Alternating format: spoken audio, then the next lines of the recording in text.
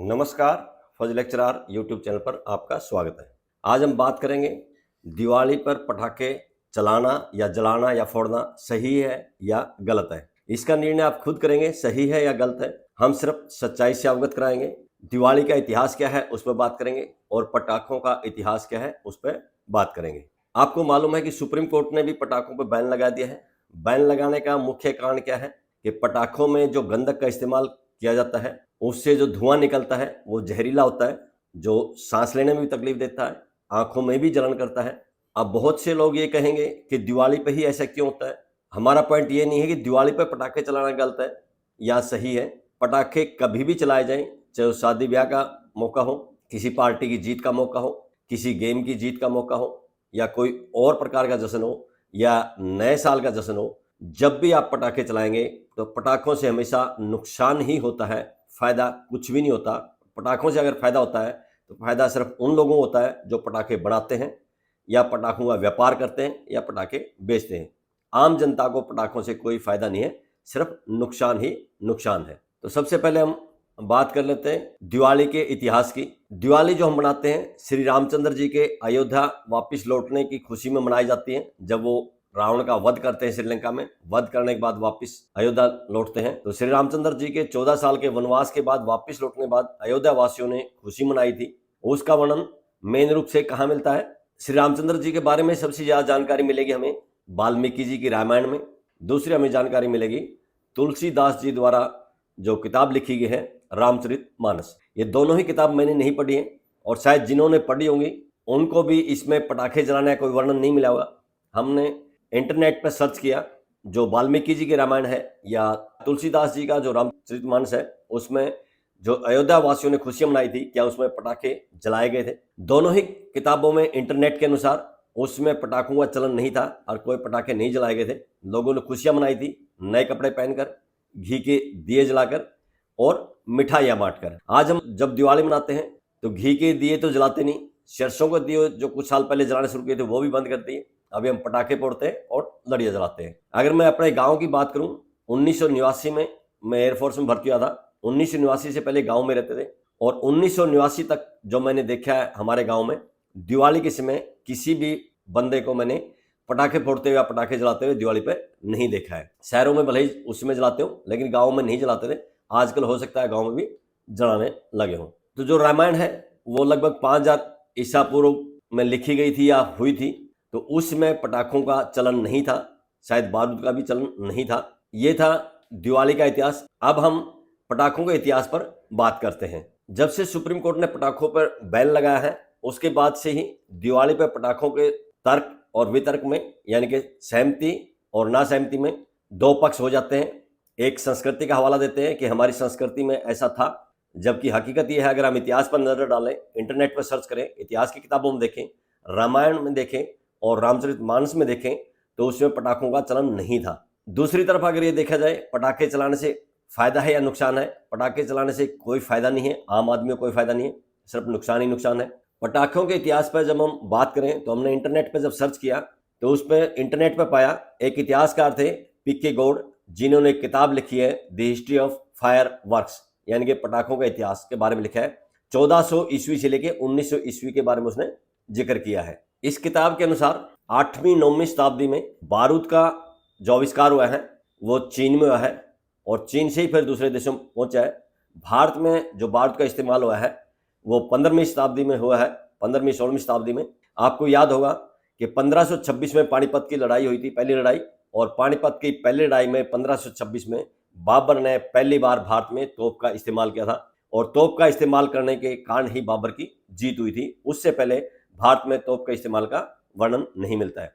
अगर हम पूरी दुनिया में देखें तो तोप का इस्तेमाल कब किया गया, तो पूरी दुनिया में यूरोप में सबसे पहले तोप का इस्तेमाल किया गया है और उसके जो प्रमाण मिलते हैं वो 1313 के मिलते हैं, यानी कि 1313 से पहले पूरी दुनिया में तोप के इस्तेमाल का वर्णन नहीं मिलता है। अगर हम बंदूकों की बात करें, पुराने राजे महाराजों की अगर आप लड़ाई देखेंगे, इतिहास में पढ़ेंगे, स्कूल की किताब हो या कोई भी किताब हो, उसमें बंदूकों का इस्तेमाल नहीं होता था। तलवारों से लड़ाई लड़ी जाती थी या भालों से लड़ी जाती थी या फिर कमान से या धनुष से लड़ाई लड़ी जाती थी। जब यूरोपीय कंपनियां भारत में आई, जैसे ईस्ट इंडिया कंपनी थी, फ्रांसीसी कंपनी थी, पुर्तगाली कंपनी थी, हॉलैंड की एक डच कंपनी थी, वो पहली बार भारत में पिस्तौलें और बंदूक लेके आए थे और उन्होंने जब भारत के राजाओं के साथ लड़ाई लड़ी तो उसी कारण से वो जीत भी गए थे और भारत के जो राजा थे फिर उन्हीं से वो हथियार खरीदते थे। उसके बाद से भारत में इसका चलन हुआ है। इंटरनेट पर सर्च करने पर यह पाया कि 16वीं 17वीं शताब्दी में ही उत्तर भारत में पटाखों का ज्यादा चलन हुआ है। उसमें शादी ब्याह में पटाखे चलाए जाने लगे। राजा महाराजाओं द्वारा भी पटाखों का इस्तेमाल किया गया है। यानी कि जब रामचंद्र जी अयोध्या आए थे उसमें पटाखों का इस्तेमाल नहीं हुआ था। अगर हम 17वीं और 18वीं शताब्दी में संतों के द्वारा या कवियों के द्वारा लिखी गई कविताएं पढ़ते हैं, देखते हैं, इंटरनेट पर सर्च करते हैं तो उसमें भी 17वीं 18वीं शताब्दी में ही पटाखों के बारे में लिखा गया है, पटाखे के इस्तेमाल के बारे में लिखा गया है। 20वीं शताब्दी में पटाखों का कारोबार व्यवस्थित रूप से शुरू हुआ है। इसका श्रेय जाता है तमिलनाडु के दो भाई थे जो शिवकाशी में रहते थे। वो दोनों भाई पहले पश्चिम बंगाल गए। 1923 में उन्होंने पश्चिम बंगाल में माचिस बनाने की कला सीखी थी और वापस तमिलनाडु में शिवकाशी में आने के बाद उन्होंने माचिस बनाने का कारोबार शुरू किया और बाद में धीरे धीरे उन्होंने पटाखे बनाने शुरू कर दिए। इसके बाद 1940 में पटाखों से संबंधित या विस्फोट से संबंधित एक कानून बनाया गया जिसको विस्फोटक नियम कहते हैं और उस विस्फोटक नियम के अनुसार लाइसेंस देने सरकार ने शुरू कर दिए थे। यानी कि जिसको भी पटाखे बनाने हैं वो सरकार से लाइसेंस ले सकता है और पटाखे का कारोबार कर सकता है। इस तरह से कारोबारियों ने अपना मुनाफा कमाने के लिए पटाखों के लाइसेंस लेने शुरू किए, पटाखे बनाने शुरू किए और मार्केट में पटाखे बेचने शुरू कर दिए। चाहे वो दिवाली का मौका हो या किसी और त्योहार का मौका हो, किसी भी धर्म का मौका हो, नए साल का हो, शादी ब्याह हो, कोई मैच जीतना हो, किसी पार्टी की जीत हो। और इसमें ज्यादा प्रचार प्रसार करने के लिए मीडिया का भी एक अहम रोल रहा है। मीडिया जो नेशनल मीडिया है, जो टीवी पे दिखाया जाता है, जब भी कोई पार्टी जीतती है उसमें जब पटाखे जलाए जाते हैं तो वो बड़ी खुशी से उल्लास से दिखाते हैं कि देखो कितनी खुशियां मना रहे हैं, पटाखे फोड़ रहे हैं, खुशी मना रहे हैं। त्योहार के टाइम पे भी ऐसे दिखाया जाता है कि पटाखे फोड़े जा रहे हैं और पटाखों को बड़ा प्रचार प्रसार करता है कौन?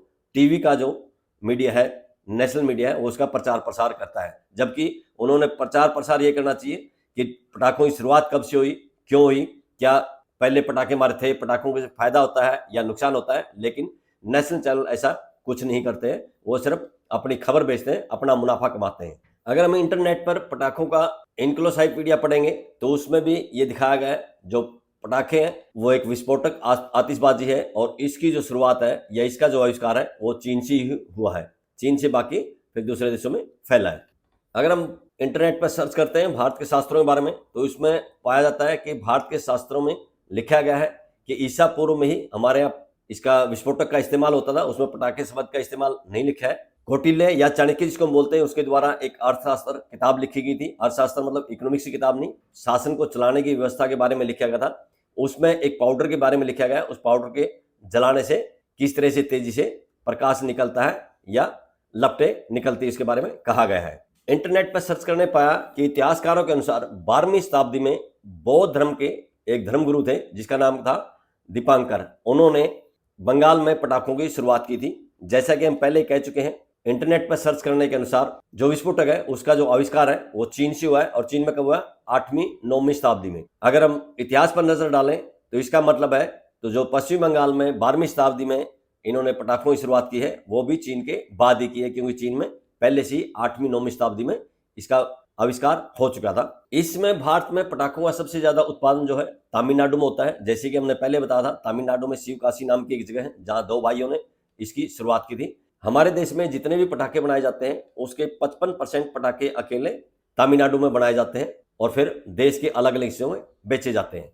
इंटरनेट पर सर्च करने पे आगे पाया एक अनिरुद्ध जोशी हैं जिन्होंने कोई लेख लिखा है। उन्होंने भी श्री राम के अयोध्या वापस लौटने पर बताया कि लोगों ने किस तरह खुशियां मनाई हैं। उसने कुछ चौपाले भी दी है। उसके अनुसार भी अयोध्या के लोगों ने घी के दिए जलाकर खुशियां मनाई थी, मिठाइयां बांटकर खुशियां मनाई थी। आगे जो उन्होंने चौपाइयों का वर्णन किया है, किसी भी चौपाई में पटाखों का वर्णन नहीं है। यानी कि श्री राम जी के आने के बाद अयोध्या वासियों ने पटाखे फोड़े हों या पटाखे जलाए हों, ऐसा कोई वर्णन नहीं मिलता है।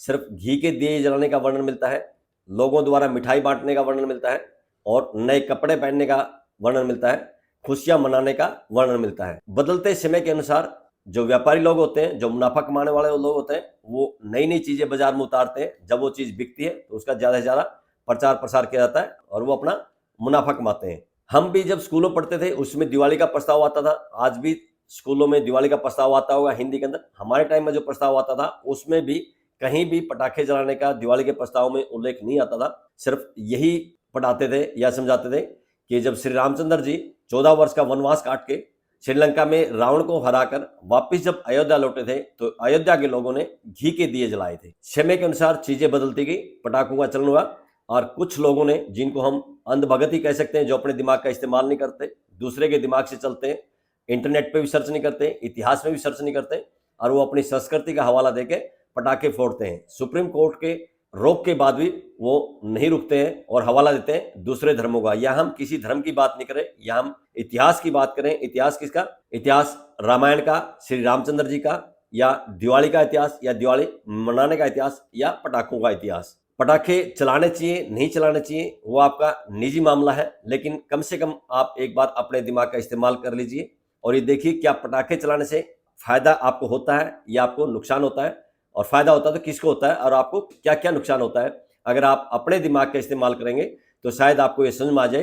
पटाखा चाहे किसी भी मौके पर चला जाए, चाहे शादी ब्याह में चला जाए, नए साल पर चला जाए, किसी पार्टी की जीत में चला जाए, या किसी मैच की जीत में चला जाए, पटाखा हमेशा नुकसान ही करता है। ध्वनि प्रदूषण करता है, वायु प्रदूषण करता है, उससे सांस लेने में तकलीफ होती है और आंखों में जलन होता है। तो पटाखों का इस्तेमाल बंद होना चाहिए कायदे से, लेकिन वो फैसला जनता ने करना है। जनता जिस दिन अपने दिमाग का इस्तेमाल करेगी, सच्चाई को जानने की कोशिश करेगी, इंटरनेट से ढूंढेगी, इतिहास से ढूंढेगी, धार्मिक ग्रंथों में ढूंढेगी, या जो हमारे पुराने शास्त्र हैं उसमें ढूंढेगी, तो उनको समझ में आ जाएगा। तो पुराने जमाने में जो हमारे पूर्वज थे वो पटाखों का इस्तेमाल खुशियां मनाने के लिए नहीं करते थे। ये करीब 500-600 साल पहले इसका इस्तेमाल ज़्यादा हुआ है। पहले सेना भी इसका इस्तेमाल नहीं करती थी। सेना में भी जो लड़ाई लड़ी जाती थी वो तीर से, तलवार से, भालों से उसे लड़ी जाती थी। आज की इस वीडियो में बस इतना ही। वीडियो पसंद आई हो तो लाइक कीजिए, दोस्तों के साथ शेयर कीजिए। बहुत बहुत शुक्रिया, धन्यवाद, जय हिंद।